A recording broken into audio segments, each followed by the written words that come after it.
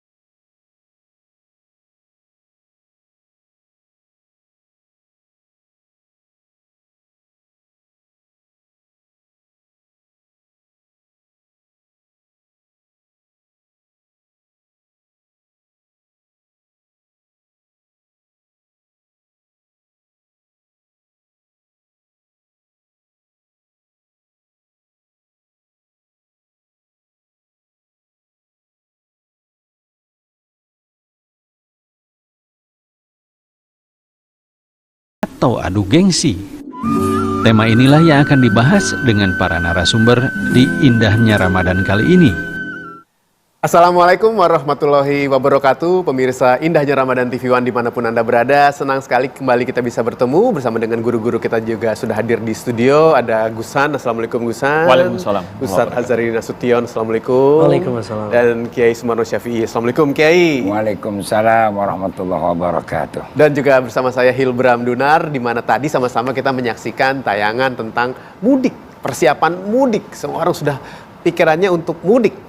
Ustadz Azhari juga sudah siap-siap untuk mudik. Udah pesen tiket, bro. Udah pesen tiket. Nah, ketika kita bicara mengenai mudik yang intinya adalah kembali ke kampung halaman, bersilaturahmi kepada saudara-saudara, kepada orang tua, minta maaf, sungkem.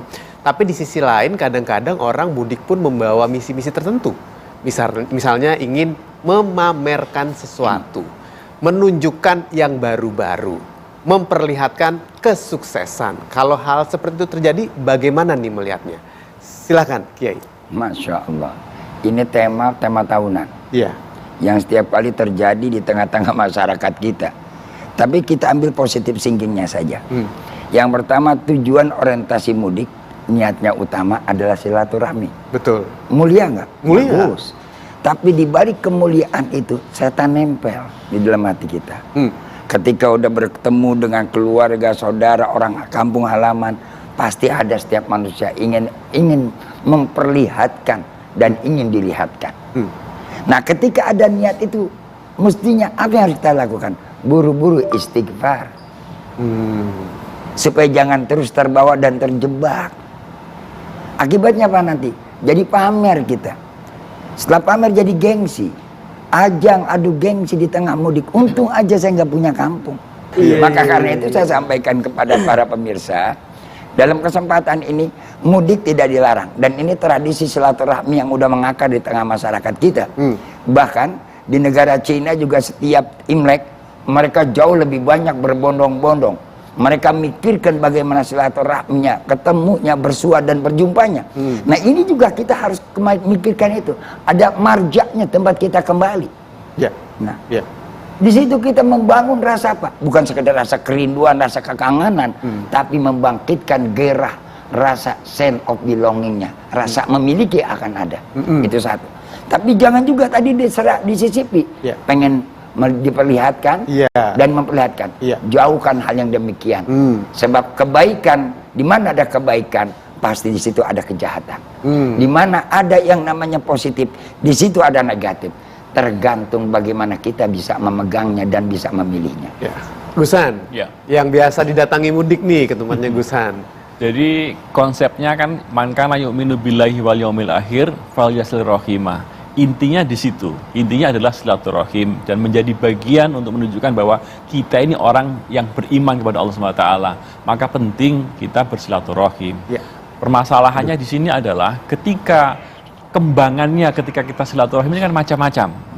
Ada motivasi yang lain, ada sesuatu yang mungkin harus kita tampakkan kepada yang lain. Nah, ini yang harus kita diskusikan kecil-kecil tapi santai karena memang sombong itu kan orang memandang sombong itu bisa jadi karena orang yang memandang itu tidak mampu seperti apa yang dilakukan orang lain.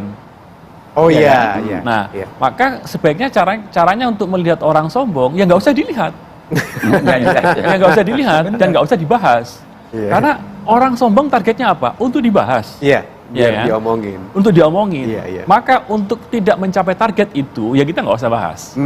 Itu dalam rangka mentreatment kita kepada mereka orang-orang yang ingin berpamer kepada yang lainnya. Ya, Dan oke. itu menjadi penyakit sosial yang memang dimanapun saja berada, bukan hanya pas Lebaran ya.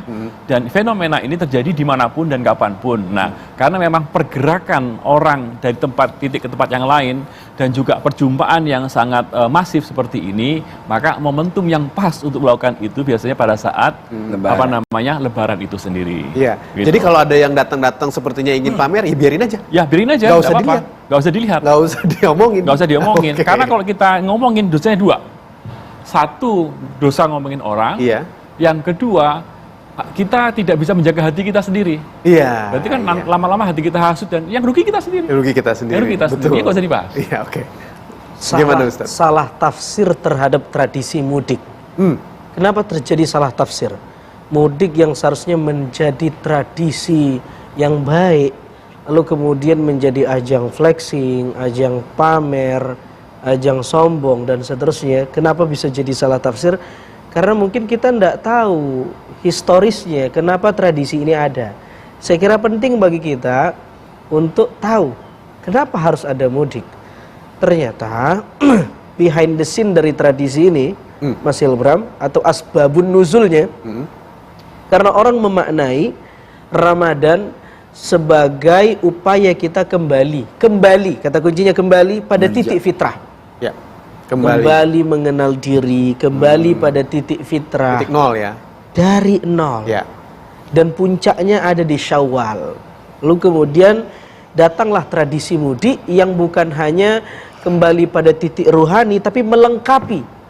Gak enak nih kalau cuma rohani yang kembali, fisik juga perlu kembali ke kampung halaman. Betul. Mengenal tempat di mana dia berpijak, dilahirkan dan seterusnya, maka orang kembali ke kampung halaman. Orang kalau tahu tentang bagaimana tujuan mulia dari tradisi ini tidak akan terjadi flexing.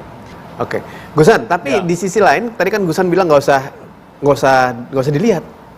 Ada orang yang tujuannya mudik itu sebenarnya bukan ingin pamer, tapi ingin memperlihatkan keberhasilan. Mungkin nunjukin ke orang tua, nih orang tua saya sudah berhasil, saya sudah bisa beli motor atau Ada saya bisa semacam beli achievement mobil. ya, ada. Iya, atau nih keluarga saya sudah berhasil bisa beli baju baru, pakai baju yang seragam gitu misalnya. Itu kan bukan maksudnya sombong, tapi untuk menunjukkan bahwa dia sudah berhasil kepada orang tuanya. Ya. Bagaimana tuh, Gus? Ya, makanya hal-hal seperti ini kan multitafsir dan juga multi tujuan. Maka yang paling bisa kita lakukan adalah husnudon saja kepada orang. Berprasangka baik. Berprasangka baik saja kepada orang. Ketika ada orang yang ingin menunjukkan sesuatu, jangan-jangan dia sedang memotivasi kita. Ya kan? Dan fakta di lapangan memang membuktikan banyak orang yang masih seperti itu. Kalau misalnya ada orang yang ingin menunjukkan prestasinya, keberhasilannya kepada orang tuanya, ya alhamdulillah. Mudah-mudahan itu bisa menjadi motivasi bagi yang lain, keluarga yang lain, agar ini bisa semuanya makmur semuanya. Ya, oke. Kiai, bagaimana Kiai? Kalau niatnya ingin memberikan kebahagiaan, idkhalus surur fi qalbil mu'min, memberikan kesenangan hati di dalam hati orang yang beriman, itu luar biasa. Besar. Karena memberikan kesenangan, apalagi memberikan senang hati orang tuanya, Masya Allah. Ya. Ridho Allah fi ridhol walidain wa sukhtallah fi sukhtil walidain. Sebab ridhonya Allah tergantung bagaimana ridhonya kedua orang tua kita. Murkanya Allah pun tergantung bagaimana murkanya kedua orang tua kita. Orang tua kita lihat kita kerja, kita ada apa perantau berhasil, ya pulang dia lihat ada hasilnya, kita bawa ini, dia senang. Allah. Masya Allah, jadi doa buat kita. Senangnya senyumnya orang tua kita itu doa buat kita. Ya. Bukan berarti tujuan kita memamerkan kepada orang. Dengan niat tadi saya ingin menunjukkan keberhasilan saya, memberikan kebahagiaan kepada ibu, bapak dan keluarga saya. Itu namanya idkhulus surur. Memberikan kebahagiaan ke dalam hati orang yang beriman, apalagi pada keluarga. Masya Allah, luar biasa saya katakan. Adapun orang lain menilainya tadi lain, pandangannya nggak usah dipikirin. Yang penting kita jaga niat kita. Saya bukan untuk memamerkan kepada orang lain, kepada siapapun. Saya ingin memberikan kegembiraan kepada orang tua dan keluarga. Kalau itu yang dilakukan, itu yang dikerjakan, termasuk idkhulus surur, memberikan kegembiraan kepada orang tua, apalagi sama mukmin, insya Allah akan mendapat pahala yang besar. Ya. Ustadz, Ya, tujuannya ingin menyenangkan orang tua, tapi di sisi lain malah terlihat seperti orang yang mau pamer. ya lagi-lagi hati itu, niat itu sesuatu yang abstrak. Dia sifatnya di qalbu. Adapun kalau itu terlihat pamer, ya orang boleh saja kasih komentar kepada kita. Yang penting kita membenahi hati. Ya. Bahwa niat kita bukan pamer. Betul. Niat kita itu nyenengin orang tua. Kalau orang tua seneng, Allah seneng. Ya. Sederhana sekali. Ya, ya. Adapun kalau orang menafsirkannya beda, ya mungkin si penafsirnya yang salah menafsirkan. Gitu loh. Salah sendiri, ya. Maka kita juga jangan gampang menafsirkan. Ya. Kita lihat zahirnya aja, kata para ulama mengajarkan kepada kita, lihat aja yang zahirnya. Soal batinnya, soal niatnya, jeroannya, Allah yang punya prioritas, prerogatif. Ya. Kita Terserah lihat, Allah. selagi terlihat baik, udah dia orang baik. Oke. Bahkan kata Imam Al-Ghazali. Apa Oke. kata Imam Al-Ghazali akan dibahas sebentar lagi, jangan kemana-mana.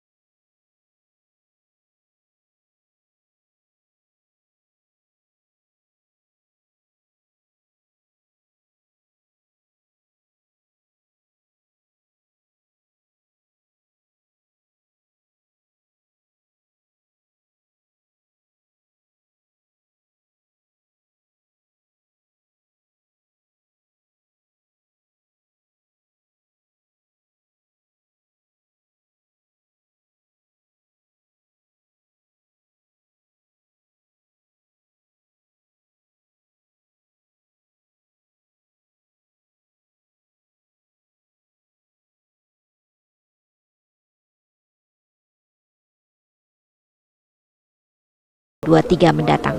Santri yang mengikuti mudik bareng hanyalah santri yang berasal dari daerah yang terjangkau perjalanan darat. Sementara untuk santri asal Kalimantan dan Indonesia bagian timur lainnya menggunakan pesawat terbang. Dari Jombang, Jawa Timur, Umar Sanusi, TV One mengabarkan.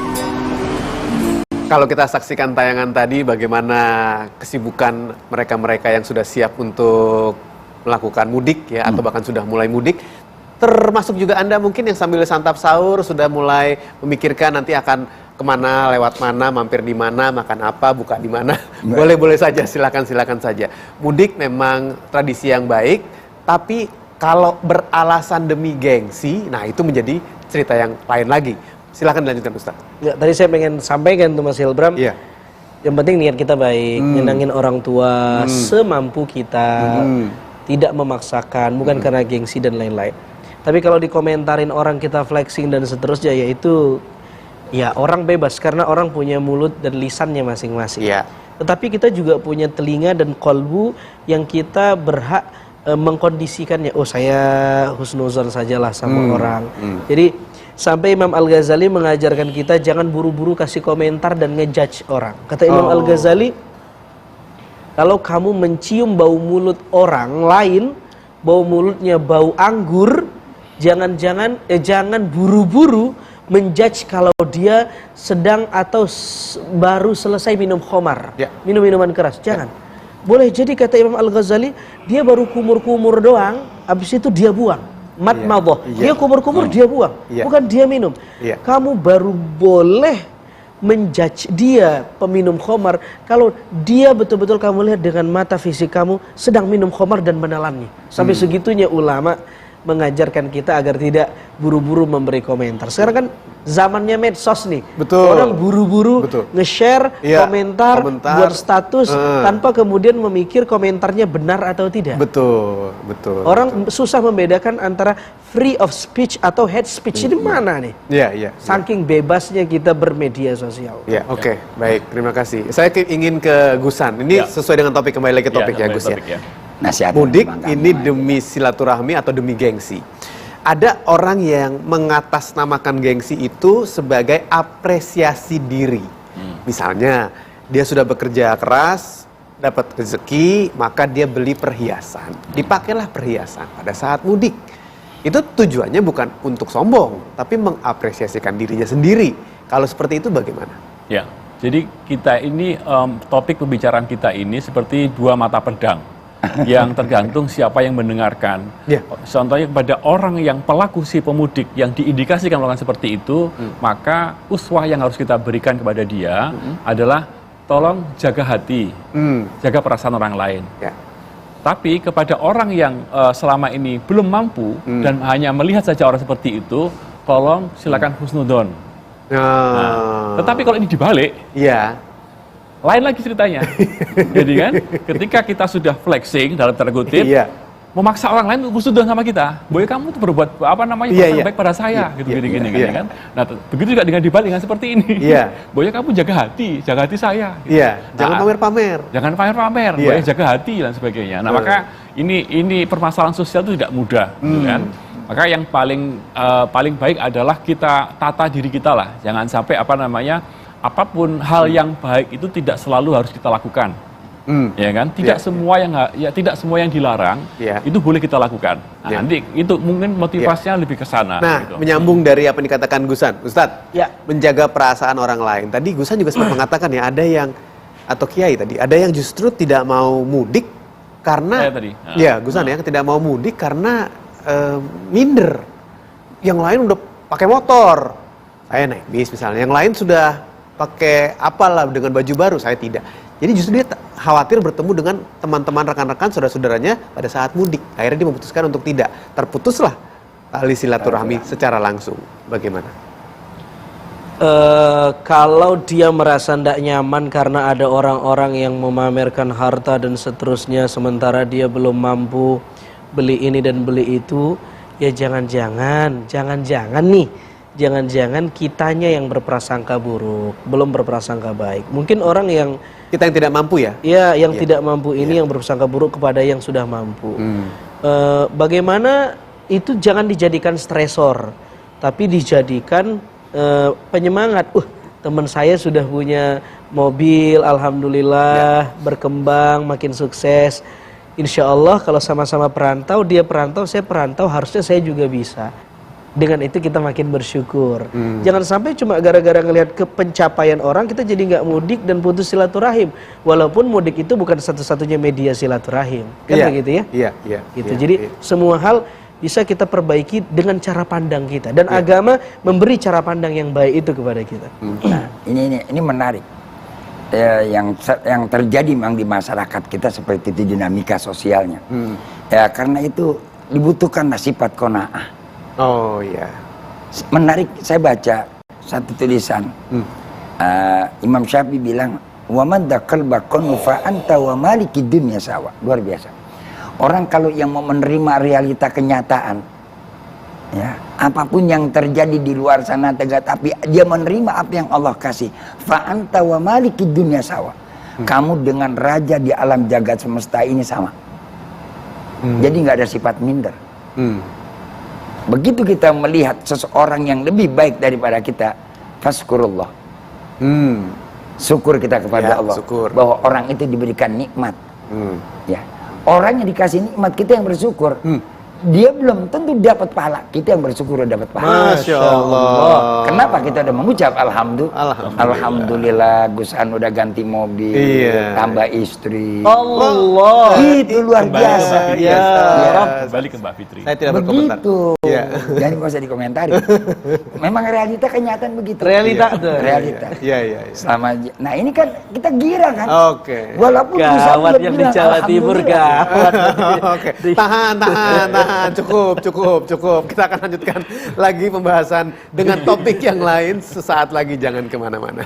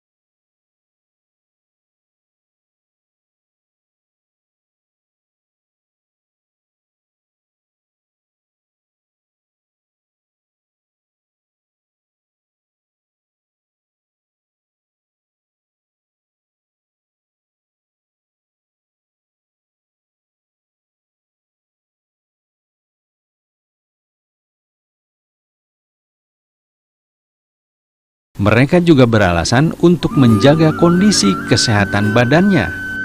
Jika demikian situasinya, apakah dibenarkan bagi mereka yang melakukan perjalanan jauh untuk tidak berpuasa?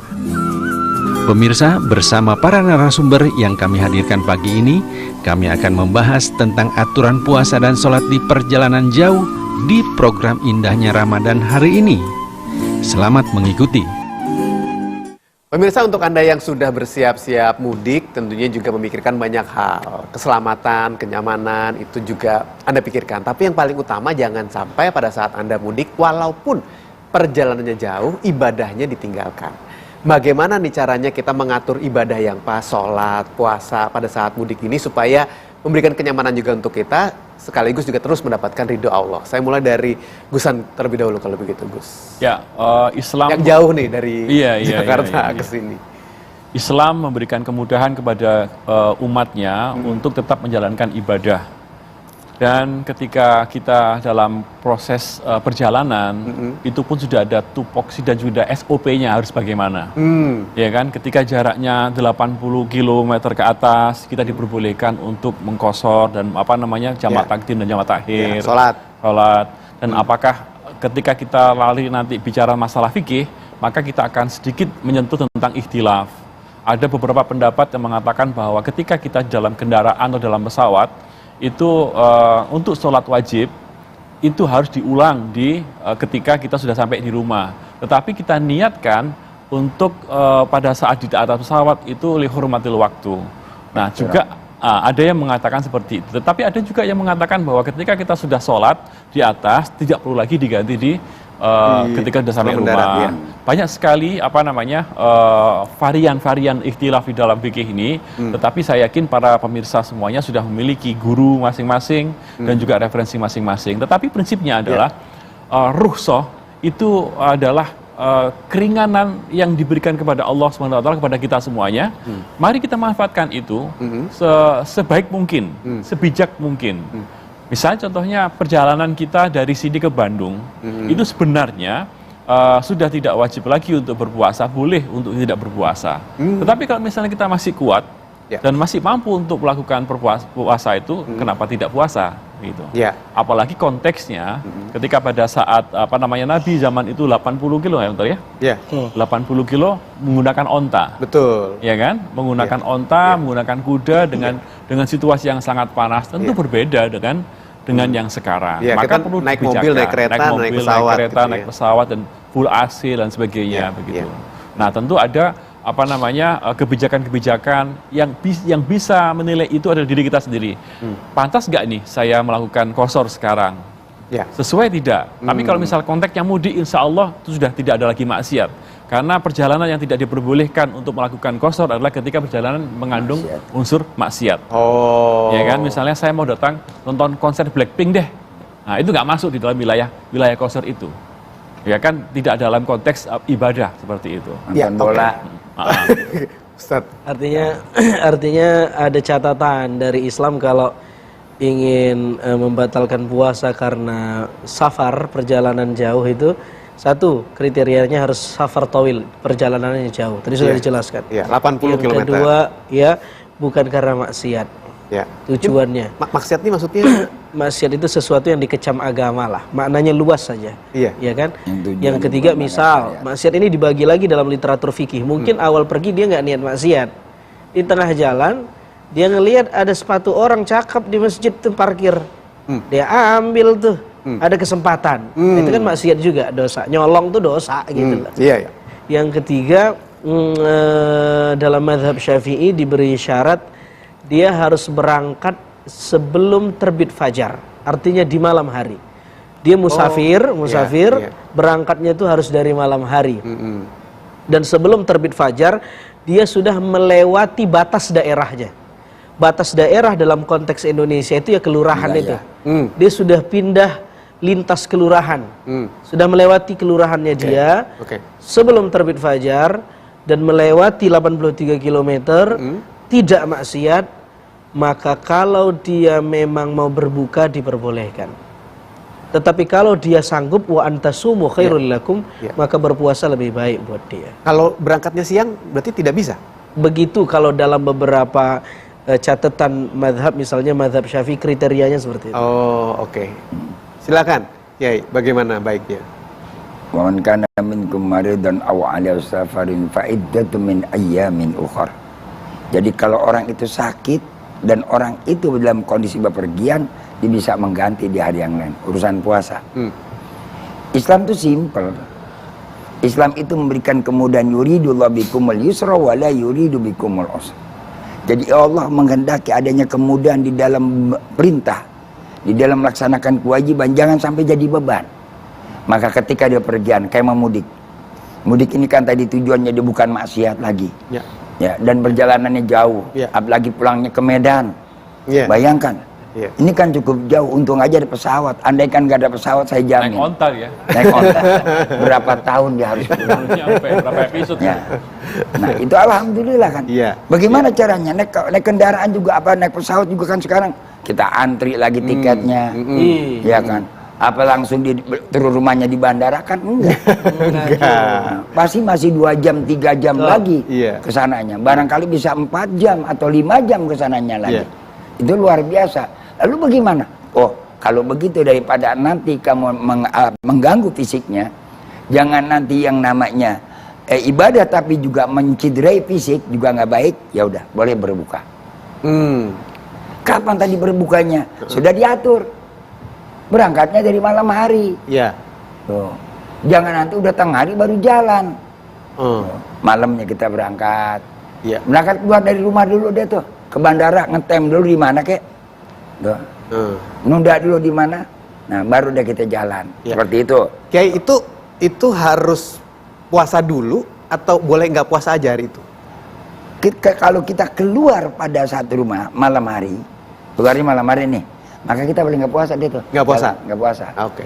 Kalau kita udah jalan nih, jalannya pagi, tengah jalan, ini bagaimana? Dilihat kondisi kemampuan fisik dia.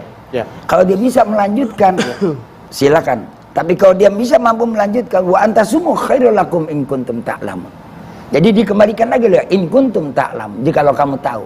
Artinya, kalau kita tahu kondisi fisik kita, kondisi badan kita, kondisi keadaan kita tahu, ya kita lanjutkan. Kalau kita nggak tahu, ya boleh kita berbuka. Daripada yang namanya ntar jadi menderita, lambung kita kumat. Iya. Ujung-ujungannya ntar kita belum apa-apa udah terasa kayak kiamat. Sakit ya? Sakit. Iya. Mendingan kita berbuka, boleh. Iya. Ya. Tapi diganti. Oke, tahan dulu sampai di situ. Nanti kita lanjutkan lagi pembahasan ini tentang bagaimana dengan sholatnya. Saat yang tepat seperti apa, lalu menggantinya pun seperti apa. Kami akan segera kembali.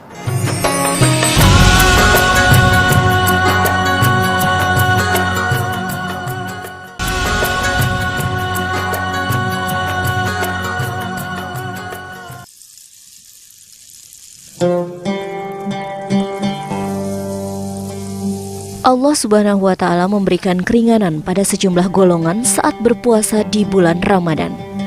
Ibu hamil dan menyusui, penderita sakit, orang tua, hingga orang yang tengah menjalani safar atau perjalanan jauh atau musafir diperbolehkan untuk tidak berpuasa, namun di kemudian hari harus mengganti puasanya atau membayar fidyah. Di antara golongan yang boleh tidak berpuasa, kategori musafir atau orang yang dalam perjalanan masih menimbulkan pertanyaan. Sebagaimana kita tahu bahwa safar atau musafir di zaman Rasulullah sangatlah memberatkan. Tidak ada tempat makan dan minum, serta tidak ada tempat penginapan. Hal inilah yang membuat musafir di zaman itu mendapatkan keringanan. Sebagaimana sabda Nabi Shallallahu Alaihi Wasallam yang artinya, safar merupakan sebagian dari siksaan karena menghalangi seseorang di antara kalian untuk bisa menikmati makan, minum, dan tidur. Jika di antara kalian telah menyelesaikan keperluannya, maka hendaklah ia segera kembali ke keluarganya. Hadis riwayat Bukhari nomor 1804 dan Muslim nomor 1972.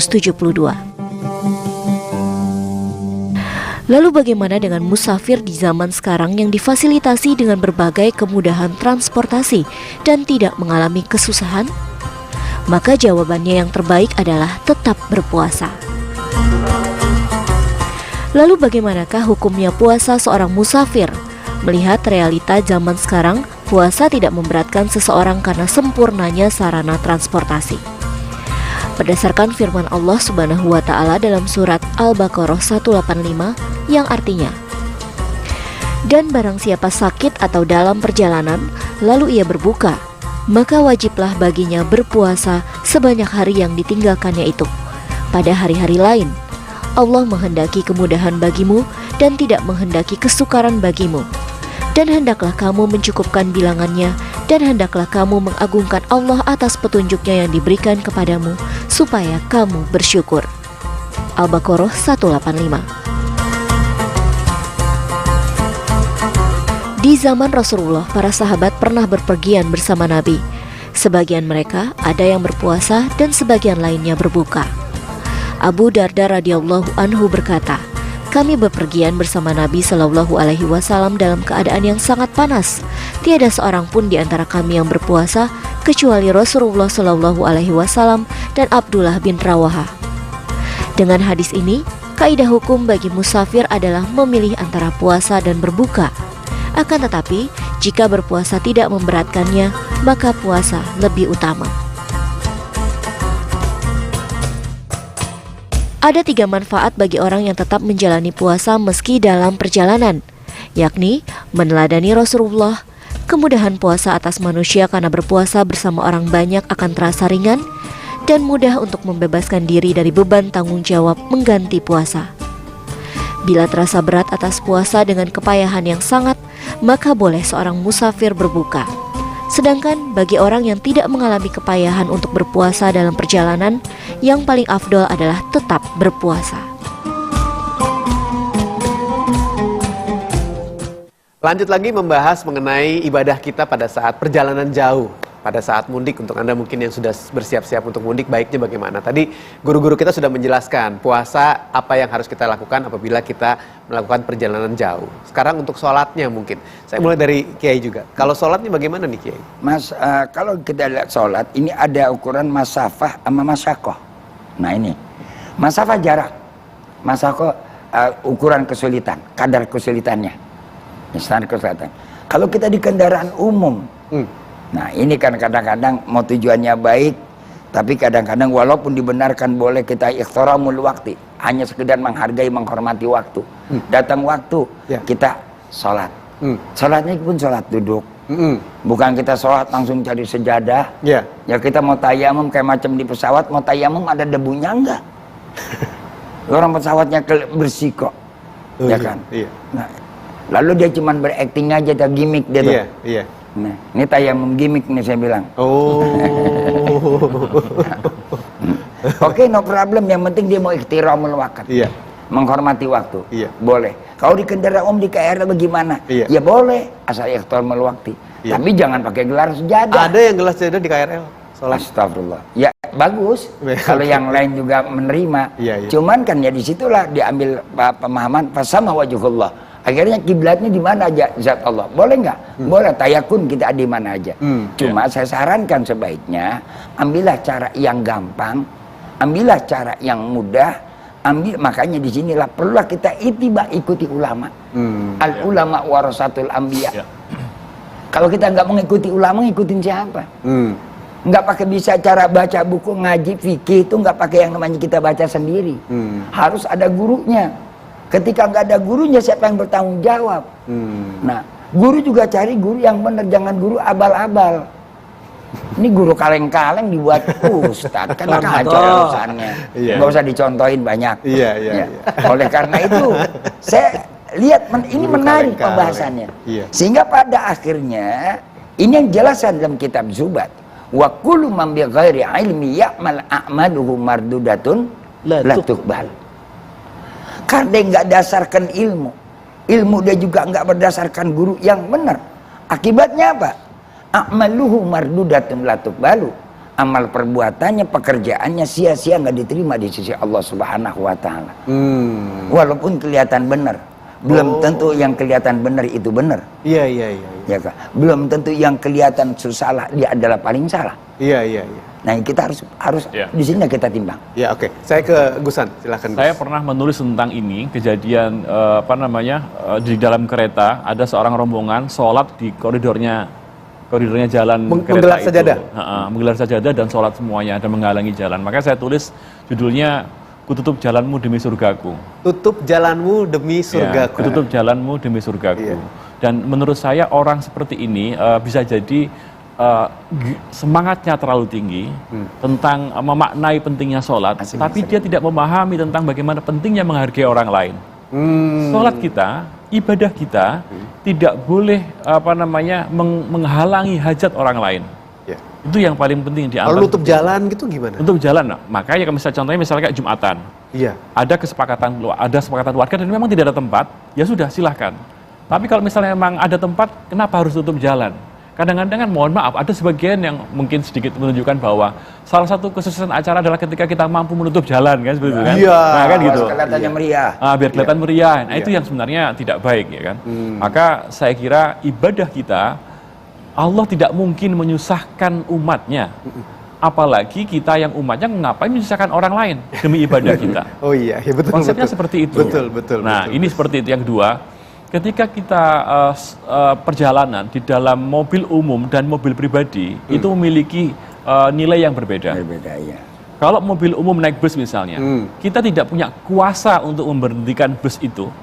Maka kita sebagian ulama yang sangat berhati-hati itu diperbolehkan untuk kita melakukan qashar atau mungkin lihurmatil waktu. Tetapi kalau kita misalnya menggunakan mobil sendiri, disopir sendiri dan itu anak-anak kita sendiri yang penumpangnya 4, istrinya semuanya misalkan satu mobil gitu kan kita kuasa kita. Penumpangnya 4, istrinya semuanya. Kan itu kan kuasa kita. Nah, kita berhenti bisa kapan saja, maka sebaiknya sebaiknya kalau misalnya bisa waktu sholat, sholatlah berhenti di pinggir jalan atau di musola seperti itu. Nah, ini tadi yang disampaikan tadi sama Kiai itu tingkat kesulitan dan juga tingkat jaraknya juga harus kita perhatikan. Ustadz. Saya kasih anotasi begini, apapun keadaan kita jangan sampai nggak sholat. Oke. Mau kita perjalanan kemanapun jauh, ada kesulitan luar biasa, jangan sampai nggak sholat. Ya. Apalagi tujuan kita mudik. Mudik ini mulia banget, ngunjungin orang tua, ngunjungin kampung halaman, berbagi keceriaan.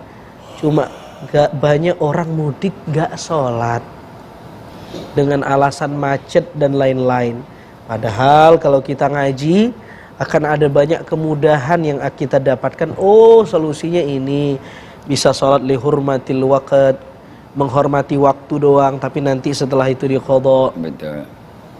Lalu kemudian wudhu gampang, nggak usah tayamuman, sediain aja spray water isi air. Maka di setiap mobil kita minimal kalau mudik kita ada spray water.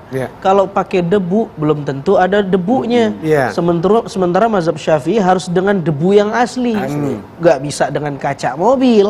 Lagi di pesawat udah ada yang bersihin setelah kita sebelum naik. Bawa aja spray water, lalu kemudian semprotin. Nggak perlu banyak, yang penting ada genangan air. Dan jangan dilepaskan, nanti jadi mustakmal. Terus sudah bisa wudhu. Artinya begini, akan ada kemudahan kalau sebenarnya kita ngaji nih. Makanya ngaji itu memudahkan. Dengan ngaji, oh ternyata ada solusinya. Kenapa nggak sholat? Saya nggak tahu.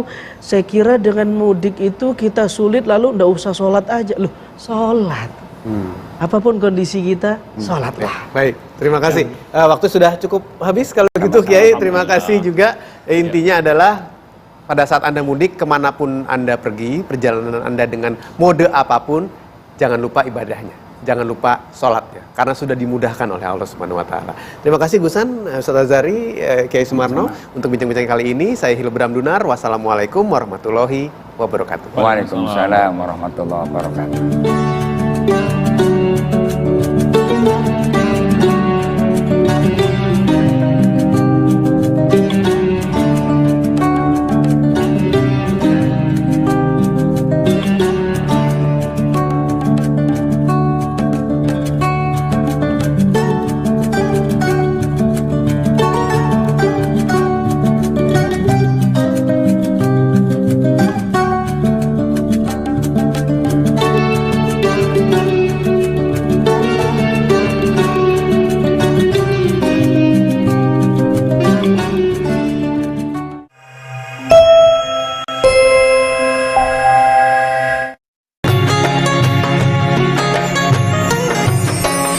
Anda baru saja menyaksikan Indahnya Ramadan yang dipersembahkan oleh